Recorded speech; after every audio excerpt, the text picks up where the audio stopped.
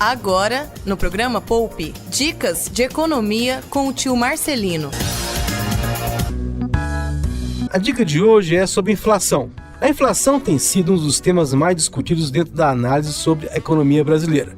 A inflação é entendida de várias formas. Podemos dizer que é o crescimento persistente e generalizado de nível de preços, ou uma alta persistente e generalizada dos preços em uma determinada economia. É importante considerar que a inflação é um fenômeno de longo prazo, ou como um processo de aumento contínuo e generalizado dos níveis de preço. Dentro deste conceito, é importante destacar que a inflação é um processo e não um fato isolado. Envolve aumentos contínuos e não esporádicos de preço, e aumentos generalizados de preços e não isolados. A inflação é medida por uma taxa, e assim podemos considerar que a taxa de inflação é a média do crescimento dos preços de um conjunto de bens e serviços em determinado período. É um fenômeno que a maioria dos preços vai sendo reajustada com uma frequência mensal. A inflação apresenta duas características cruciais.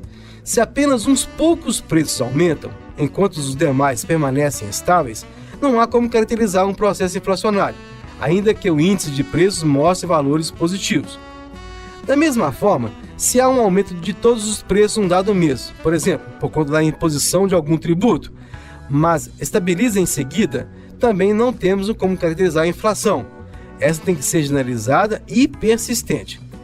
Importante ressaltar que a inflação provoca distorções na economia, sendo as principais: efeito sobre a distribuição de renda, em que assalariados que dependem de prazos legais de reajustes não conseguem acompanhar o aumento de preço. O balanço de pagamentos sofre déficit, pois os produtos nacionais tornam-se muito caros. Assim é mais fácil importar, o que faz com que haja muita saída de capitais do país, fazendo os preços se elevarem, tornando-se um ciclo vicioso. Há um desestímulo para a aplicação nos mercados de capitais, pois o valor da moeda se desvaloriza muito rapidamente. Por outro lado, incentiva a aplicação em bens imóveis, como sítios, fazendas, casas, etc., pois os mesmos tendem a valorizar cada vez mais. Dentro do estudo da inflação, verifica-se que há dois tipos clássicos: a de demanda, em que há dinheiro demais para poucos bens produzidos. Como o próprio nome diz, a inflação de demanda é causada por um excesso de procura em relação à oferta disponível. Entre os fatores que podem causar pressão de demanda na economia, cabe destacar aumento da renda disponível, expansão dos gastos públicos, expansão do crédito e redução das taxas de juros interferem na demanda de consumo e de investimentos. A inflação de custos, quando o aumento dos custos de fabricação são repassados aos preços dos produtos finais. Entre eles, os fatores que podem causar aumentos de custo, cabe destacar a taxa de juros, dado que as empresas utilizam o capital de terceiros. Vale destacar também que, ao mesmo tempo em que contribui para reduzir a demanda, um aumento da taxa de juros eleva os custos de produção. Esta foi a primeira parte da dica sobre inflação. Muito obrigado pela atenção e até a próxima.